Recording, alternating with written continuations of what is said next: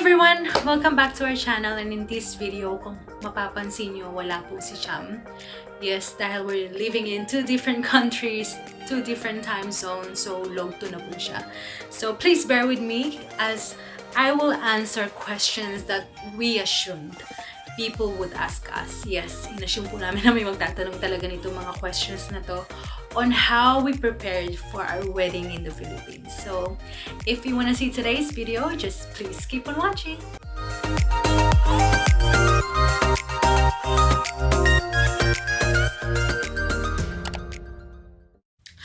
Okay, before we start this video, I just want to put it out there that the views and opinions expressed by the host, no, I'm kidding, but all these opinions and, yung mga sasabihin ko po dito ay solely based on our experience, on how we prepared for our wedding. So, no judgment. But yes, let's start with question number 1. So we planned for 1 whole year. So we got engaged in January 2019 po, and then we got married in Feb 14, 2020. Yes, araw na mga puso, just a few months ago, I think 3 months ago. So mahaba-habang preparasyon, mahaba-habang nilakbay bago kami talagang kinasalan na blessed as a union. Okay, question number 2. Well, I think lahat naman kailangang i-book agad-agad. But in my opinion, and in our case, dahil nga we are in a long-distance relationship, kailangan naming i-book agad yung church reception and saka yung photographer and videographer. So yun talaga ang nauna dahil super-duper hard nang mag-book nung mga panahon na yun. Initially, we planned to wed in January 2020. Para bagong taon, bagong month, so first month. But unfortunately, when we looked at the dates na available sa Our Lady of Lourdes Church in Tagaytay, hindi na available yung gusto naming date. But, expect the unexpected. Napaganda pa rin dahil the only date that was available was Feb 14. So, araw pa ng mga puso, and napag-isip-isipan namin na siguro ito na yung tamang panahon dahil we never got to spend Valentine's Day together. Thankful naman na yung reception na nag-ocular visit kami was also available on Feb 14. So, from there and then, we locked it in kasi ayaw na naming mawala yun. So, we really had to make sure na yung 3 na yun ay nabook na. Question number 3. In our case, dahil long-distance relationship nga kami, yun ang kinailangan ko talaga. I would greatly suggest and recommend to have a wedding coordinator. In our case, it was a full-time coordinator. So, since day 1 hanggang matapos yung kasal, tumutulong sila talaga. So, from planning, from mga suppliers, paano nyo i-budget yung pera nyo. Tapos, magbibigay din sila ng opinion kung anong mas maganda, magbibigay sila ng suggestions.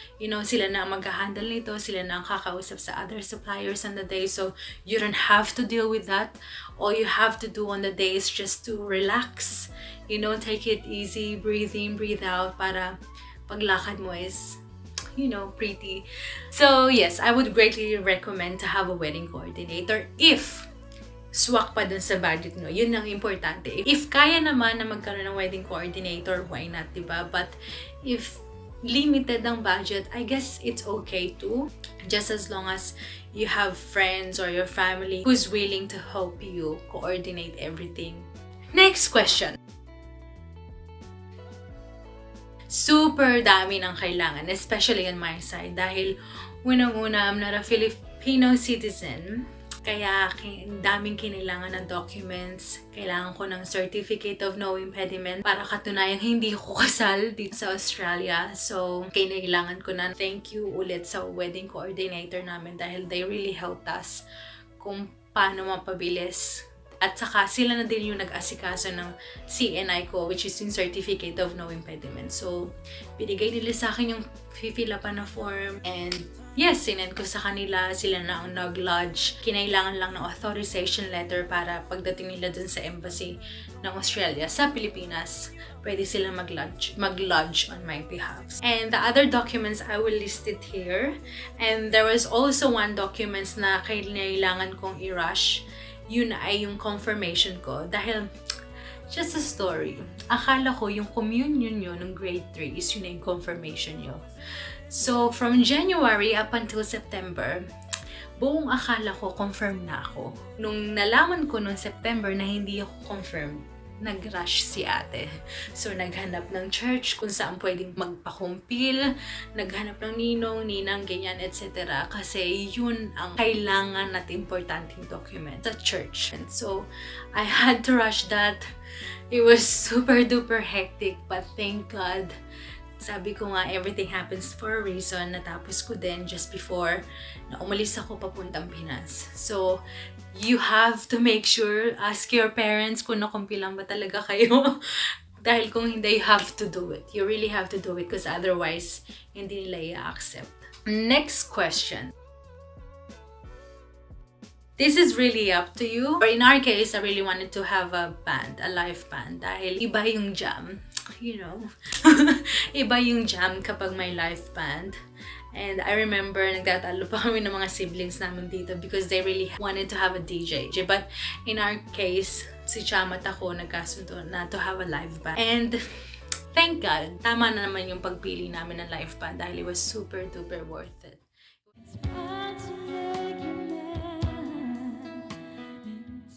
I'll leave the links down below kung sino yung suppliers na kinuha namin or kung sino yung band and wedding coordinator na kinuha namin. But next question. I believe this was the hardest part of planning for the wedding. Because as much as we wanted to invite every single one of our family, unfortunately we couldn't because of the budget. And what we did was, our package was 110 initially. So what we did was, kinalhati namin. So 75 kay Chumm, 75 sa akin. So para fair. So yes, so nung pagka-half namin yun, nag-isip kami kung sino mga principal sponsors, kung sino mga bridesmaids ang gusto namin isama sa entourage. So this part was really parang heartbreaking, kumbaga, dahil hindi namin maisama lahat. But then, sabi nga ni Chumm and my dad would always say, ang importante is the blessing of the Lord. It's not about how many people came, it's not about how many guests or how many ang pupunta. Just as long as you're there, your family and God, that's the most important thing. So this one, it was really difficult. So I think the future brides and grooms could attest na super duper hirap i-narrow down ng guest. Kasi, you know, ayaw mong may masaktan, ayaw mong may maiwan. So, yun, I guess communication lang between the two of you kung paano nyo i-half or kung paano nyo i-distribute yung number of guests nyo to your family. So, both sides. So, usap lang. Okay, next question is, I think this one was also very challenging kasi may napadagdag kami isang major expenses na hindi namin ini-expect. I'm not gonna say it and I'm not gonna elaborate it more. But yes, that was challenging, but thank God because He still provided and He gave us strength kung paano na namin mababayaran lahat yun. But then what we did was, that major expense na we didn't expect, ako ang nagbabayad nun, and then Chumm had to fully pay all the wedding expenses. So sa kanya nakalagay yung wedding expenses. So ganun namin binudget yung wedding expenses namin. Okay, so next question. Well, sa save the date, we didn't have that. But I guess it's really up to you if you have time, if you have more time, if, you know, kaya pa ng budget, go, why not? But in our case, dahil nga malayo kami and we had no time para gawin yan, so hindi namin ginawa yung save the date. But yung print of photos, kasama na siya dun sa package na kinuha namin. So, yeah, it's worth it kasi may babalikan kayong mga memories, you know, you have photos to look back to. So, I guess bring a photo is good too in a sense. So, yes. Next question. Bago pa kami ma-engage, we would have conversations on saan kami ikakasal, if ever. So, dahil nga Tagaytay ang gusto namin, so namili kami ng mga places and churches sa Tagaytay na talagang gusto namin. Kung nag-send siya ng gusto niya, nag-send ako ng gusto ko. And then, tiningnan namin, nag-compromise kung ano yung best talaga na venue para sa amin. And then, nung umuwi kami noong January 2019, dun kami nag-ocular visit kung ano yung mga napili namin dun sa mga pag-usapan or pag-isipan naming venues and churches. So, finisit namin yun and thank God, first visit, okay naman. So, we booked it on the day na nakita namin siya. So, I guess we're not really picky on things kasi si Chumm is very simple and kung ano yung gusto ko, he's just gonna say yes. Kung ano yung gusto mo. So, send ng ideas to one another and then compromise at the end. And then, tinignan namin yun ng pag-uwi namin ng January 2019. And then, yun, nabook na namin agad-agad. So, next question. Wait, yun lang ako. Well, yung pinsan ko, he knows someone who creates gowns. Nung umuwi din kami ng January 2019, we checked it out. So, pinuntahan namin yung shop. Then, nagpasukat kami and then, tinignan namin yung mga creation niya. Yung gumawa ng gown namin ni si our baby Jomel Kamas. And no, we didn't have any budget for the gowns. Kasi sabi nila na, I don't know, pamahiin. They say that if it's your wedding, I know Filipino pamahiin or something, but kailangan daw yung lalaki ang mag-spend sa gowns. I don't know if it's true, but no, we didn't have any budget for the gown. But si Jomel Kalma, he's really duper worth it. Hindi siya super mahal, hindi siya super mura. Average lang, sakto lang sa talagang design na gusto mo. So, we would greatly recommend him. Talagang super duper ganda ng mga gawa niya. So, yun, no budget at all. Basta maganda yung creation ng gown, maganda yung suit na isusutin dahil, you know, once in a lifetime lang tayo ikakasal. So, kailangan talagang perfect. So, I hope that's understandable. So, next question. So, in our wedding, we had our own priest. So, kamag-anak siya ng Rodriguez side. So, that was really lovely kasi super solemn nung naging homily niya sa amin.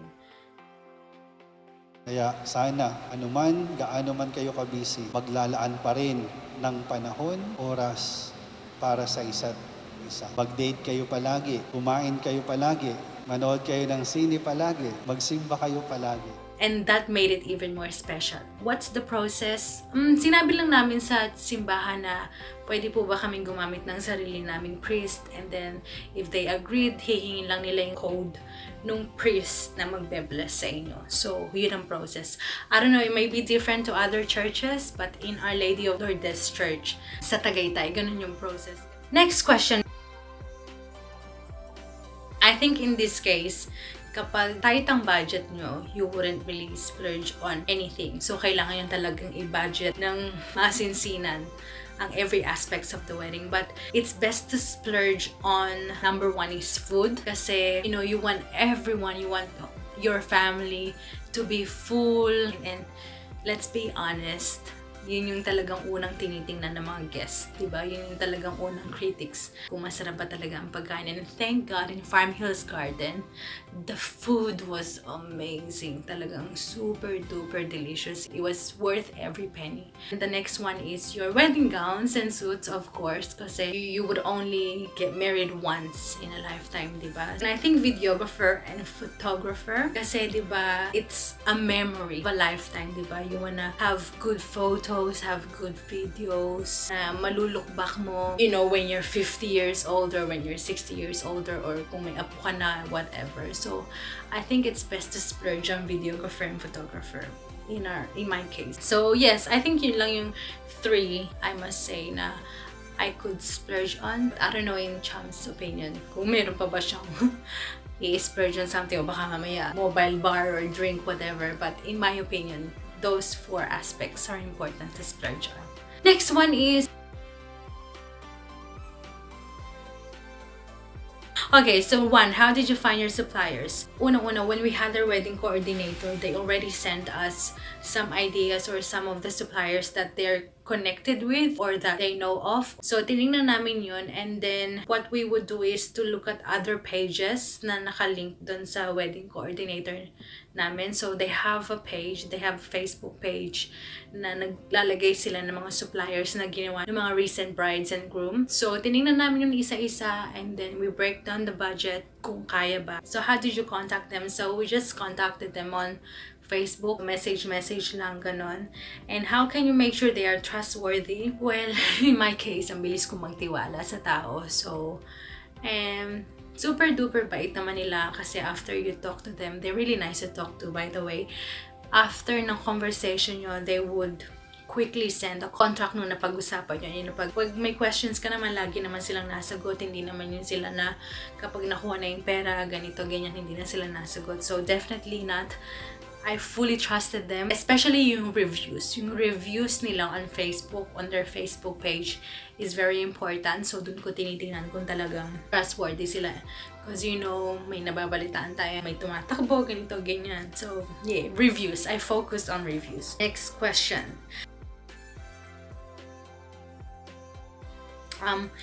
In this case, I have a lovely husband who just agrees on what I wanted. But then on my end, it was also difficult kasi he just say yes. Sometimes I also wanted to know his opinions. So minsan nagka-clash kami dun kasi I wanted to see if he really wanted this. Kasi sometimes if I say this and then the next day, it's like, why was it like this? So, kagaya ng pagpili namin ng church and reception, I'd give my opinion, I'd give my ideas, and he'd give his own opinion and ideas. And then, we would meet at the end. So, kung ano yung napag-usapan namin or kung ano yung nagustuhan namin doon sa ideas namin na put together, yun ang pipiliin namin. So, para even and fair, diba? So, napagbigyan yung gusto ko, napagbigyan yung gusto niya. So, walang iiyak sa dulo. So, yun. That's how we compromise. And sa cake, simple lang, chocolate cake. Yun lang din yung gusto niya. As I said, Chumm's really simple. Such a simple guy. So, mabilis lang sa case ng cake. Next question.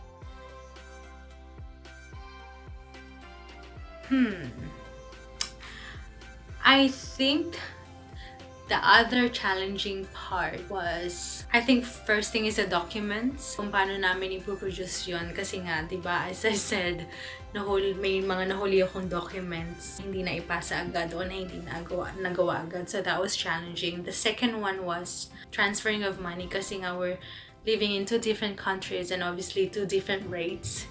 Diba? So, super hirap nung part na yon. And the other unexpected payments. Yes, super duper challenging din nung part na yun dahil hindi namin na-budget yung unexpected payments. Like, let's say, sa C&I na kinailangan ko, yung sa mga documents, sa candles and this and there. So, yung mga maliliit na bagay na hindi namin na-consider, it was really hard. So, kailangan namin i-adjust yung budget. So, that was very tough. But then, how did we overcome it? Well, we just have to deal with it, right? So, kailangan talaga namin gawin yun. Because otherwise, what else would we do kung hindi namin gagawin yun? Kasi, it's part of the wedding. It's the aspects of the wedding. Hindi namin matatakasan yung mga parts na yun, right? Next question.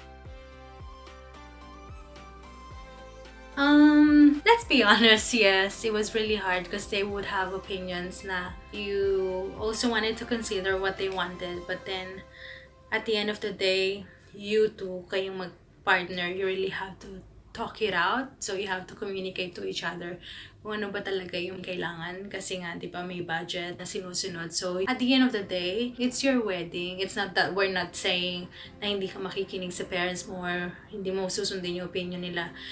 I mean, you're also taking into considerations kung ano yung gusto nila. But at the end of the day, if it's wak sa budget, then go for it. If not, then you have to compromise. So yun ang naging nangyari.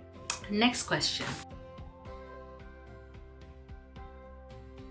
So what we did was, yung coordinator namin, she sent us a spreadsheet na kung saan namin i-list yung mga nababayaran naming payments. So, I kept track on that. So, dun ko nilalagay yon. And then, every transaction na nagagawa namin, let's say, nakapirma na kami sa live band, nakapirma na kami sa florist, I would print out the receipt and then i-stable ko. And I have like one whole folder or one whole envelope na dun lang lahat for wedding expenses, wedding, documents, etc. etc. So, I think nakatulong din yung course ko na business admin dahil mahilig din ako sa pag-aayos ng documents. So, tulong ng coordinator and hilig ko talaga ang mag-ayos really helped me track all the payments, all the things that we needed for the wedding. Next question.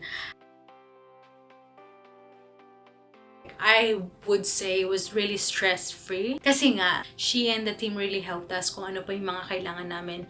We would have, I think, weekly meetings personally and via online. So, that really helped us kung ano pa yung kailangan namin. Tinatrack nila kung nasaan na kami. Every single week, nag-update sila kung ano yung kailangan namin. Like table assignments, mga VIP guests, let's say from belo to even to hairpins, they would say kung meron na sila mga pillows like that. So it was really stress-free. I'm really glad na kumuha ako ng wedding coordinator because hindi ako naging bride sila.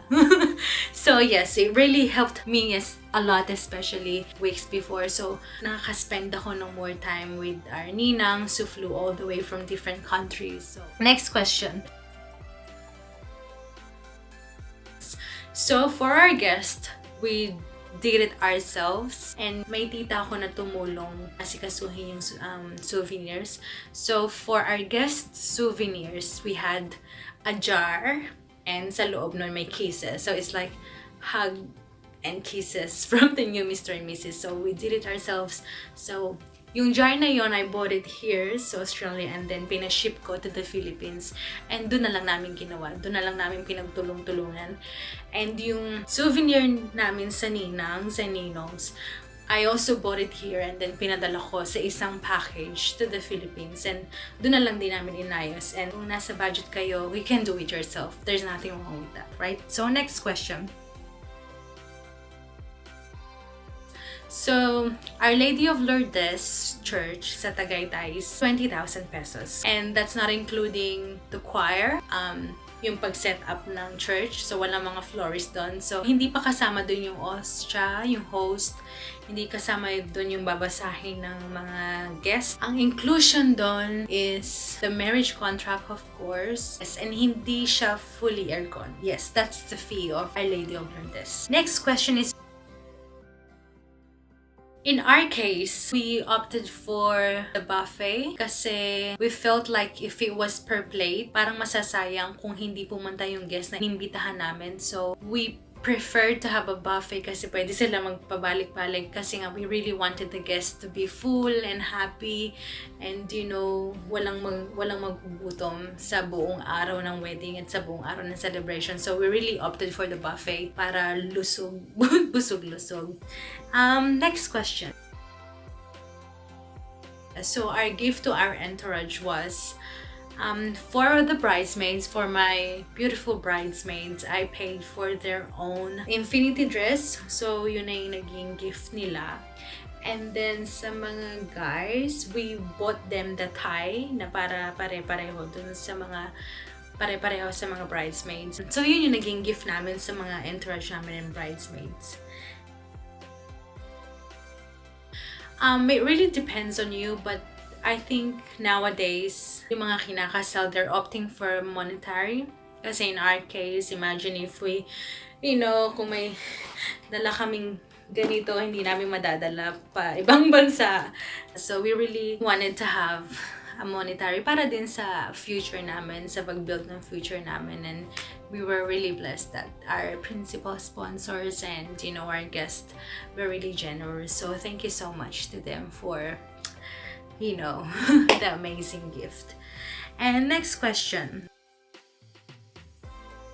I would certainly not change anything. Diba? Wala namang perfect na wedding. Wala namang perfect na celebrations. Hindi naman natin talaga mape-perfect ang mga bagay-bagay. So I really wouldn't change a thing because that made it even special. diba? Next question, and I think this is the last question, is so to those who are in a long distance relationship,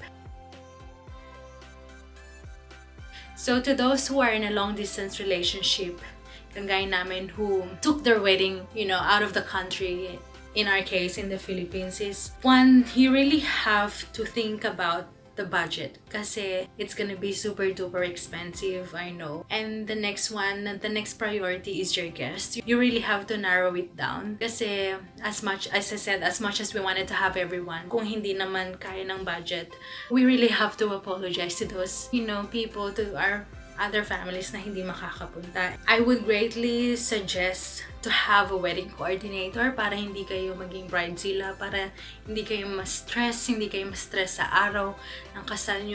Relax lang lahat. You're just enjoying the moment. You're just having fun.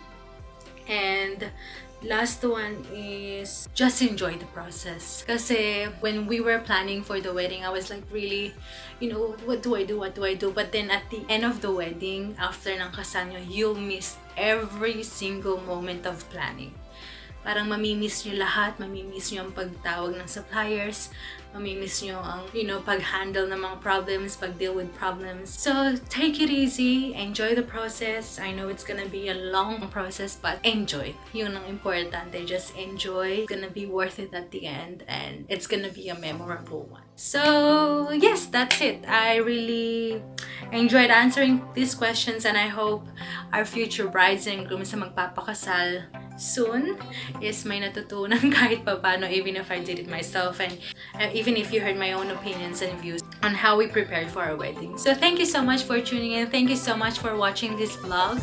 I hope you enjoyed it, and if you did, just please like this video, give it a thumbs up, and comment down below kung ano bang gusto nyo videos na gawin namin together, or ano bang gusto nyo sit down. If you like this kind of video, a sit down video. And please do not forget to hit the subscribe button and turn the bell notification on so you can get notified for a new video. Thank you so much for watching, and I'll catch you later. Bye!